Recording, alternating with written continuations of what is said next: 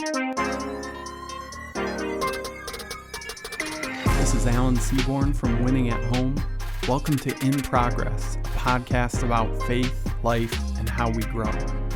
And in this episode, I want to talk about technology, and specifically how it impacts and how it relates to the lives of the kids that are part of all of our lives. So my wife and I, Annalise, we don't have kids, but we have some nieces and nephews. And when I think about what it looks like for them to navigate the world that they're growing up in compared to what it looked like for me as it relates to technology, it's obviously crazy different. Because I can remember the first time that we got an internet connection at my house. I remember life when we didn't have internet at home, and then after life when we did. And I remember I was allowed to go online after 9 o'clock because we didn't want to tie up the home phone line in case we were getting an important phone call. And then you sit and you wait. And if for those of you, I'm assuming that most of you listening are people who can relate to what I'm sharing. This is kind of a journey down memory lane. You remember that horrible, that's really probably not the perfect representation of that awful sound, but you remember connecting to the internet. And then finally, once you got online, I remember it would take like 15 minutes to download a single song. It was like, in a lot of ways, now you look back on it and go, well, that's not even hardly worth getting on the internet. Because now you can download an entire album. You can download a podcast in 20 seconds, 30 seconds. It's crazy. And then I remember when I got my first cell phone, I was 16, and my parents, they made me get the cell phone. I didn't want to get it because I thought, really knew, and I was right, that the only reason they wanted me to have it was so that they could keep tabs on me. They could check up on me. They could know exactly where I was, and they could tell me exactly when to be home, even if I wasn't around. And then I remember going away to college, and I got mad at one of my friends one time. We were trying to meet up at a soccer game, and he texted me instead of calling me. The weird thing is, back in the day, those texts were 25 cents a piece to receive and to send. So I'm like, dude, why are you texting me when you could just call me? And we think back on those memories, and I'm guessing that you have some of those memories yourself of the way you remember getting immersed in this stuff. And it was really kind of a trickle-in process, right? First, we get online at home at night when we're allowed to use it to not tie up the phone. Then we get a kind of junky cell phone, especially compared to what we have today. I mean, I remember losing service driving down one of the main streets in Holland, the first cell phone that I had. I'm like, this thing is junk. Who would want one of these? And when it comes to technology use for adults, for parents today, we can't lean on our experience of what it was like growing up, which makes it a really tough thing to parent around or to help the kids, like in my case, nieces and nephews and other kids that are part of my sphere of influence in every other aspect of life. We can lean on, oh yeah, I remember what it was like to be 10 and want to go spend the night at a friend's house. I can remember what it was like to be 13 and have my first girlfriend. I can remember what all these other things were like. But when it comes to technology, we can't lean on our own experience because the world was different. We don't have that experience. And what I've found, because I've shared about technology in both church settings and in non-faith-based settings, and what I've found is that a huge percentage of parents, grandparents, aunts and uncles, teachers, just the adults that are in kids' lives, there's a whole lot of unknown of how do we best help them navigate the use of technology and the internet. And because of that unknown, what I've found is a surprising amount of fear and anger from parents that are directed toward this technology.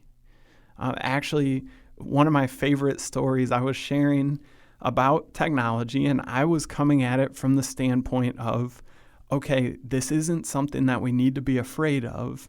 It's something that we need to actively engage with the kids in our lives on. And this guy, he was sitting in, I forget if it was the second or third row, but he was sitting pretty close toward the front. And he pulled his phone out of his pocket. He held it up in the air and he said, "This is the devil." And I was kind of taken aback a little bit because I'm like, dude, I'm in the middle of talking here.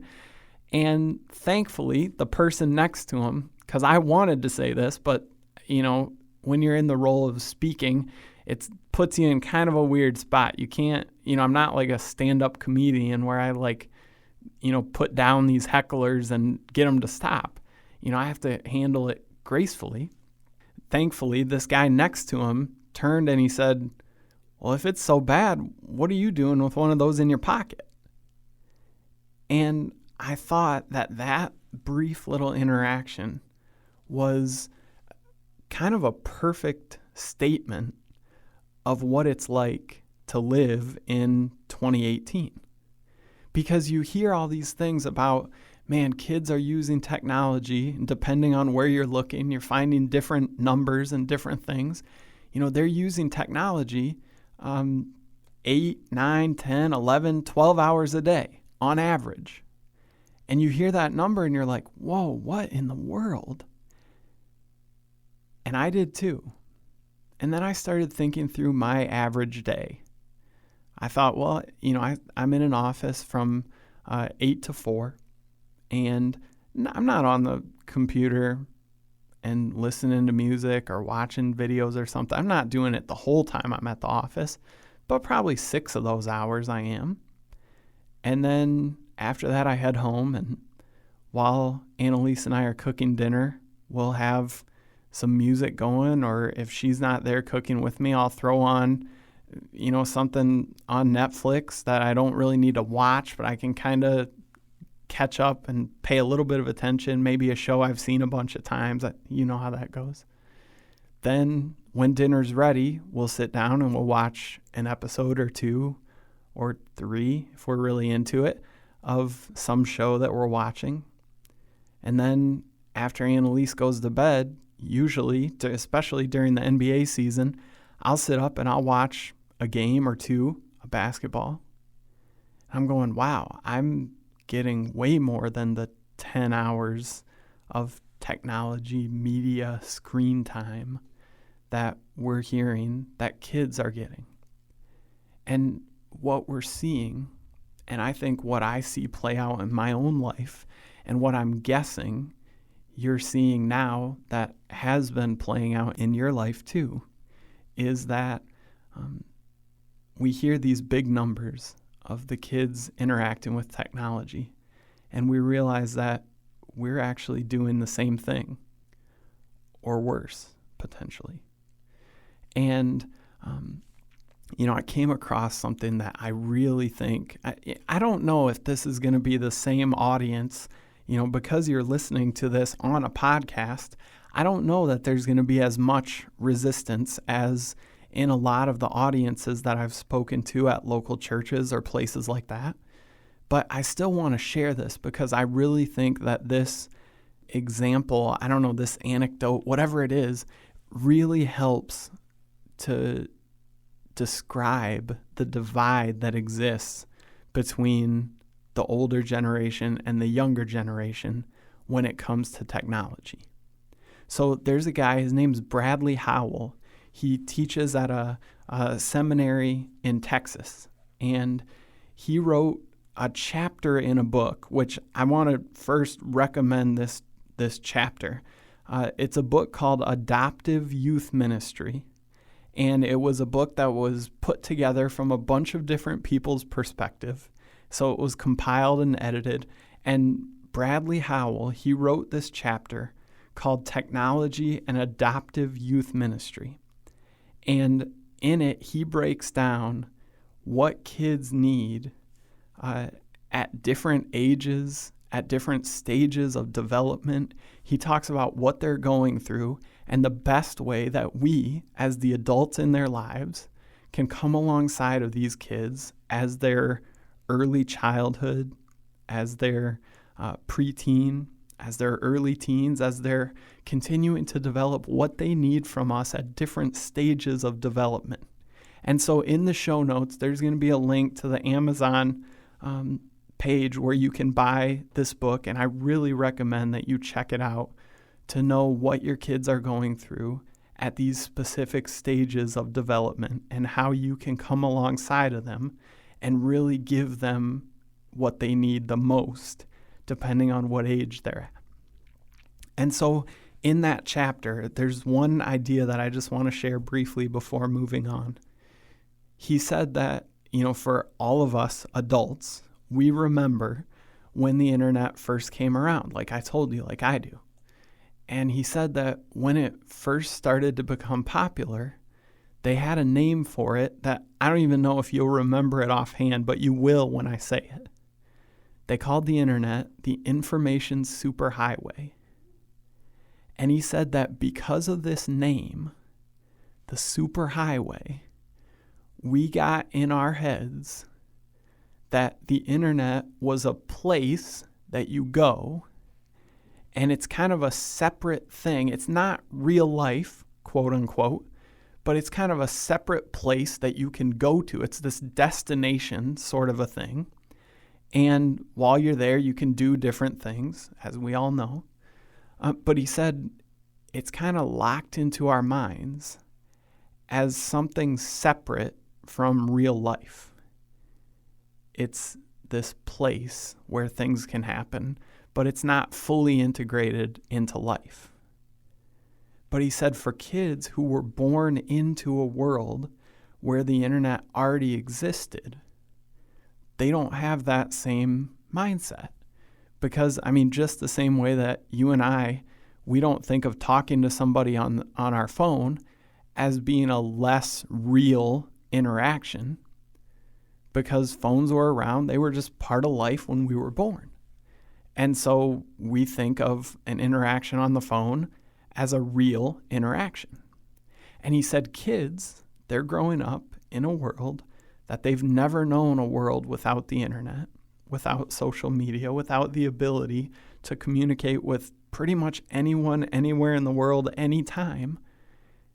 And because that's just been part of the world that they were born into and grew up into, they don't think of those interactions as being separate from real life.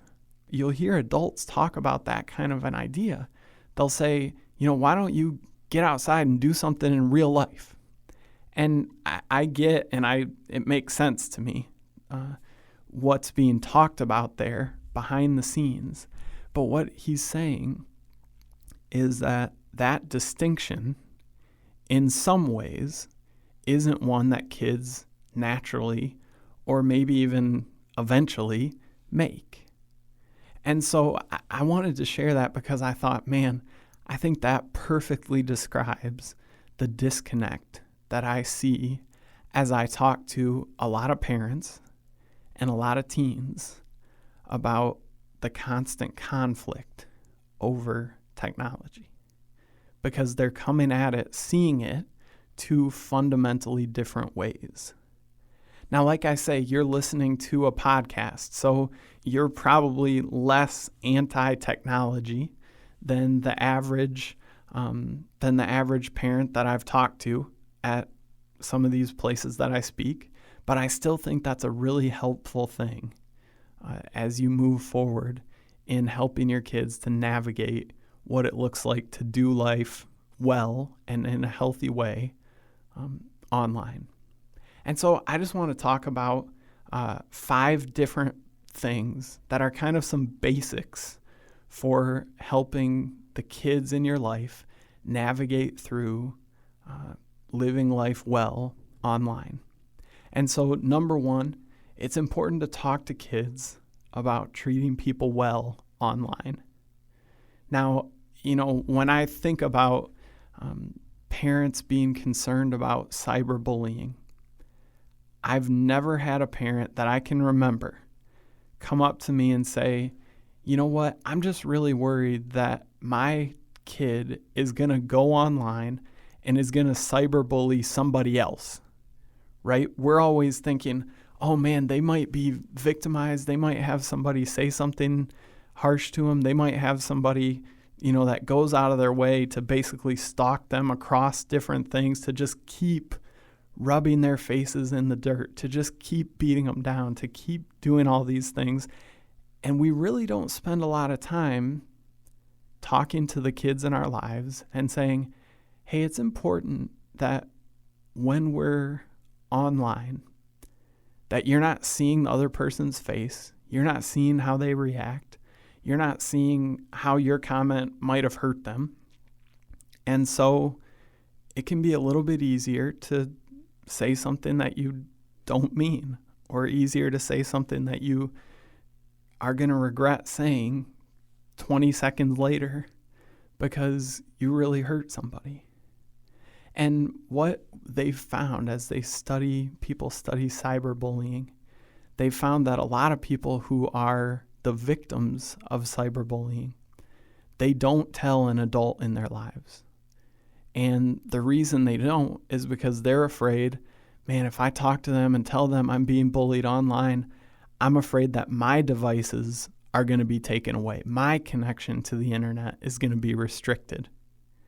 And so people say, kids go, okay, I guess this is just sort of the cost of doing business, right? If I want to be online, I'm going to get bullied and I'm going to have people say horrible things about me or to me or whatever.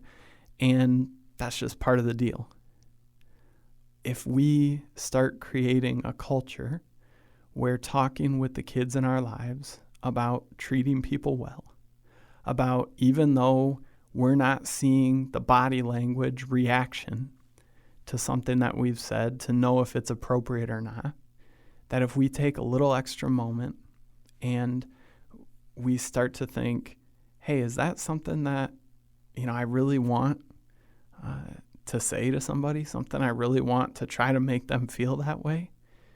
There's a book, it's called I Rules by Janelle Burley Hoffman, and she actually had her son sign a contract the first time he got his cell phone. And this contract explained, okay, here's how I'm going to treat people, here's how I'm going to behave, here's how I'm going to obey the rules, the limits you've placed on this technology. And he signed this contract. And she talks in there about a time where she saw him make a comment online that she felt, and she was right, was inappropriate. And she went and she talked to her son, and he said, oh, I was just joking, and she knows it. And she asked him, would you have said that in front of her parents? What if her parents read it? How would you feel then? And she says that just taking that perspective shift, helping her son see, when I'm saying something online, first of all, it's public for anyone to see. And it's going to be interpreted maybe in a way that I didn't think of, or maybe it's going to be interpreted the way that I did mean it. But it's going to be out there. And what do you think about that? She said when she asked him, her son said, well, no, yeah, I wouldn't want her parents to see that. That was just kind of a joke. And you're right. I'll go take it down. And it's as simple as that a lot of times, to have the beginning of a conversation about treating people well online. It's important for all of us to do that because we're the adults in these kids' lives, and we need to help them figure out the best way to handle moving through this stuff safely. And that kind of brings me to point number 2, which is that it's important for us to engage with their online interactions. Only about 1 out of 3 parents know or check in on or engage with what their kids are doing online. And so what this does is, I'm guessing that you can remember some examples like me of being out on the playground at school or being between classes or whatever. And for me, I had a friend, I think it was probably 6th, 7th grade, who his name was Paul. And he had a brother who was 2 or 3 years older than us, John. And so John, he became kind of our expert because we were, I don't know how old, would that be, 11, 12, somewhere in there, being in 7th and 8th grade, or 6th and 7th grade. And so John is 2 years older. He's 13, 14. He's so wise in our eyes, right? And he's got so much more experience with the world. He knows so much more about girls and sex and life and all that stuff, right? And so what would happen is we would get our wisdom from on high from John, and then he would teach us these quote-unquote facts about life. And we would assume that he knew what he was talking about because he was a lot more experienced and established than we were. And so we would go through life thinking that these things he told us were reality. And it wasn't until I would mention something about something that he said in front of my mom or my dad that they would go, "Wait, what are you talking about? No, that's not even close to true. Where did you hear that?" And they would get a chance to interact and to correct this misinformation that the older people in my life, even if they were just a couple years older, had shared with me. And what we find, if only 1/3 of parents are engaging with what their kids do online, then those conversations, the corrective conversations, aren't getting to happen, right? And what's happening is that kids, preteens, early teens, they're defining reality amongst other people their own age online. And if we're not, as the adults in their lives, if we're not at least aware of where they're going, what they're doing, who they're talking to, what they're talking about. Now, I'm not saying, you need to figure out keyloggers and you need to be finding all their passwords and checking in on everything. What I'm saying here is that in the same way that if your kids were going to be spending the night over at a friend's house or something like that, you would want to have met those parents ahead of time where they're going to be staying. You would want to know roughly what other friends were going to be there. You would want to have a general idea of what the plans were for that night. Are they going to be going somewhere else? Are they going to be staying there? What are they going to be doing while they're there? Just generally, right? In the same way, familiarize yourself somewhat. Doesn't mean you're stalking your children online, unless there's been a huge breach of trust and you're trying to reconstruct what it looks like for you to parent and guide them safely as they're online. But just have a general sense of what they're up to, where they're going, what they're learning.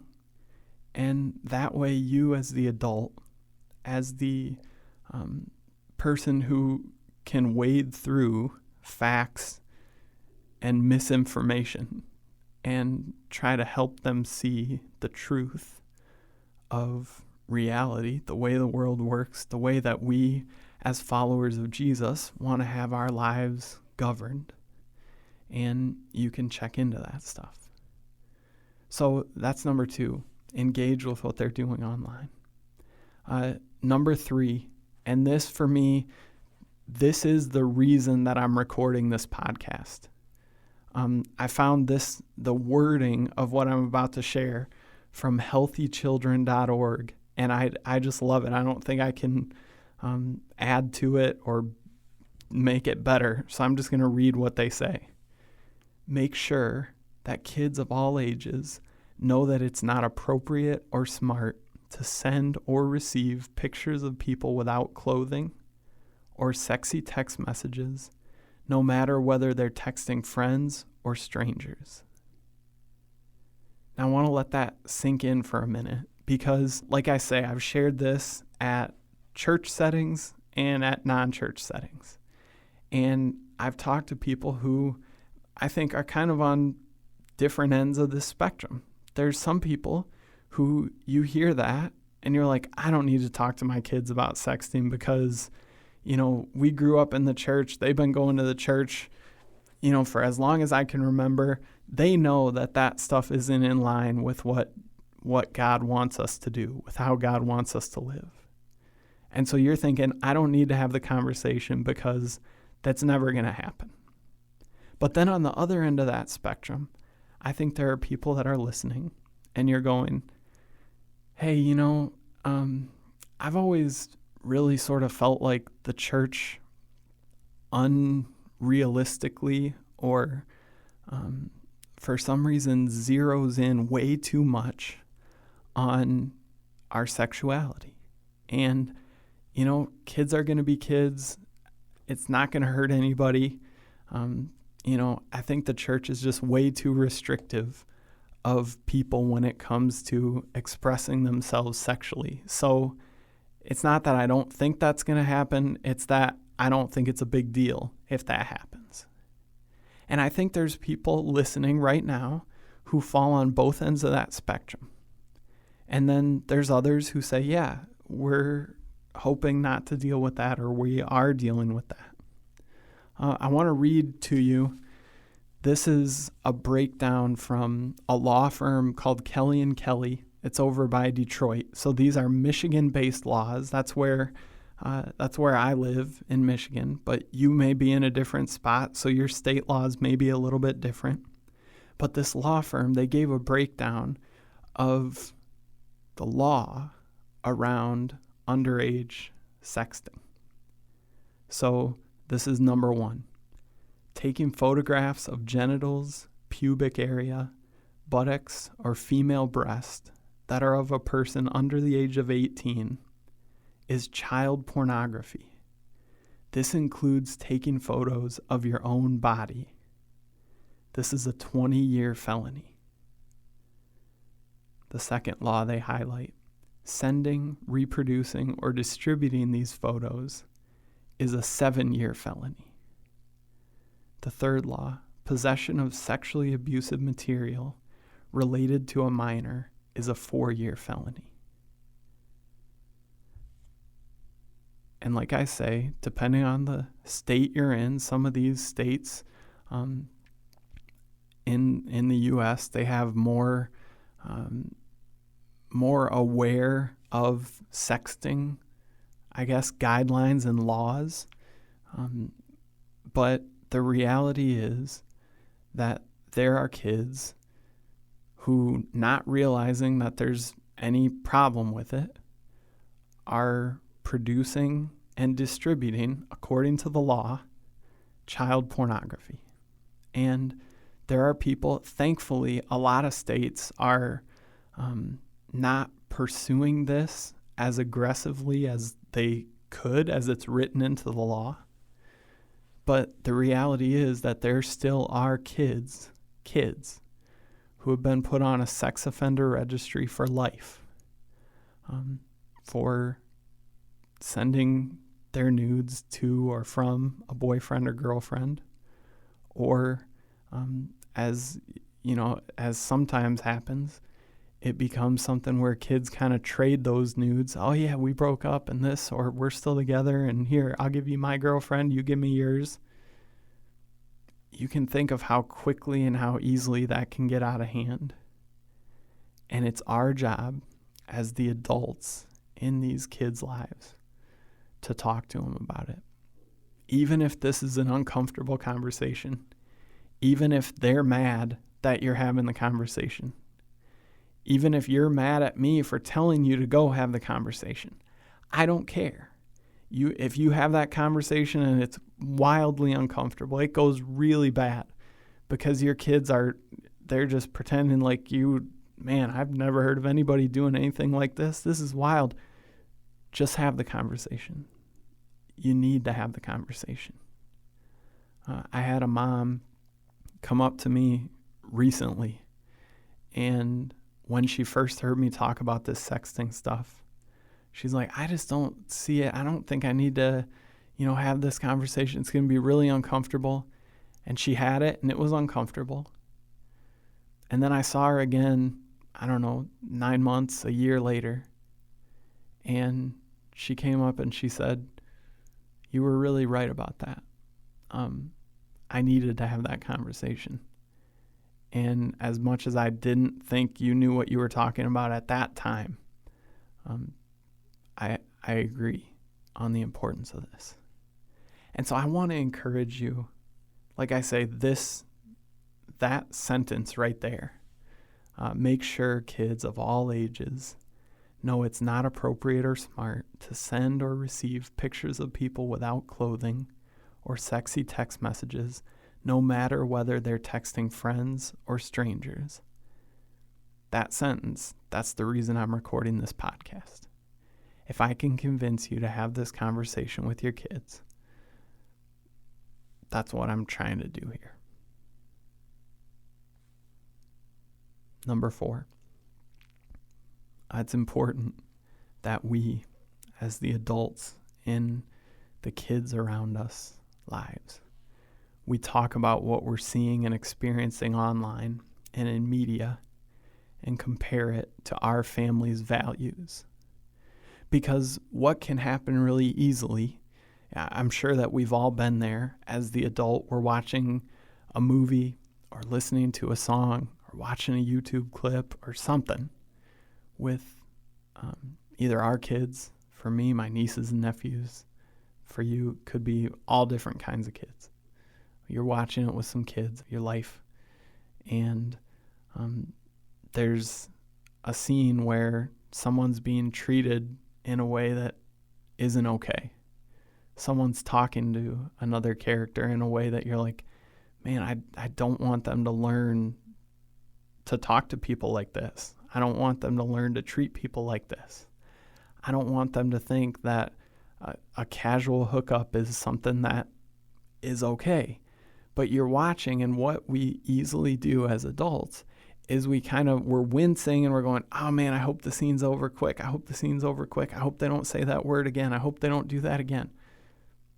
And we just kind of get it over with and we don't say anything. And what this can do is the kids that were watching this movie, this show, this listening to this song, whatever, however you're taking in media, they see us not say anything. And whether they think this consciously or whether it's just subconscious, it lets them know, oh, okay, well, mom or dad didn't say something about that not being appropriate. So I don't know, I guess that's just the way that the world works, right? And so it's really important, even though it's uncomfortable, even though we're kind of just hoping to get past it and get over it, it's really important that we talk about what we're seeing and experiencing. And we talk about when it doesn't line up, especially when it doesn't line up with what it looks like to follow Jesus and what it looks like to be a part of our family. It's great to stop and tell kids, hey, that was a good movie overall, wasn't it? But there was that one moment, and you guys know that that's not how we talk to people, right? You guys know that that's not how we treat people, don't you? Just to have that conversation and to point it out, because otherwise the stuff just goes by and it happens and it starts to become normalized. And we start to think, especially kids start to think, okay, well, mom or dad didn't say anything, so I guess that's okay. And this is kind of point number 5, but what it really is just a few resources. So I want to encourage you to use the resources that are available to help. And so these 3 websites are going to be in the show notes. but I want to specifically highlight them. Covenanteyes.com is the first one. This is a website, I don't know, you may or may not be familiar with it, but they offer both content filtering as well as accountability software. And so what you can get for $15.99 a month, it provides an entire family package where you can install accountability software on the phones or iPads or laptops or desktops or whatever. And it'll keep track of inappropriate websites that were visited. And then it will send an email to, whatever you set it up to send this email to keep some online accountability. And that is one of the ways that you can sort of engage with what your kids are doing online so that oh, okay, they went to this site. Yeah, that's kind of borderline. Or they went to this site. Yeah, that's totally not appropriate, and we need to have a conversation about that. So that's the first one, covenanteyes.com. And the next isikeepsafe.org. And I'll put a link in the show notes for this one because they worked with the Boy Scouts of America to come up with conversations that parents can have with kids at different ages. So if your kids are in 1st through 5th grade, it has a guide on how to talk to your kids about what do they do if they come across porn, if they come across violent content, if they come across bullying, if they come across something else that's inappropriate. What do they do? How do they come and let you know? How do they handle it? Because we know this, right? The reality is not, the question isn't if they're going to run across inappropriate content. It's just when and how often and how are they going to handle it when they do.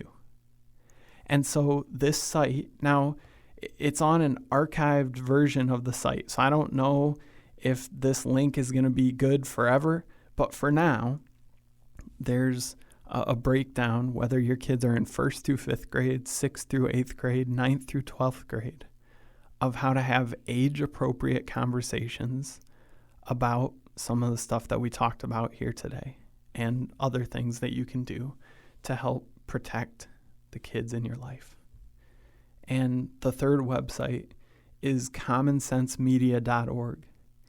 And this is the best resource that I've found for parents to check out what apps their kids are using. It gives a brief overview. And when I say brief, I get that you don't have the time to go through your kids' devices and find every single app they're using and go do 2 hours of research on every app to figure out, okay, what's going on here? Why are they using it? What do I need to be aware of? How can I protect them? What Common Sense Media does is they're a non-biased, not affiliated with any of these apps. They go through and they give you a quick little breakdown.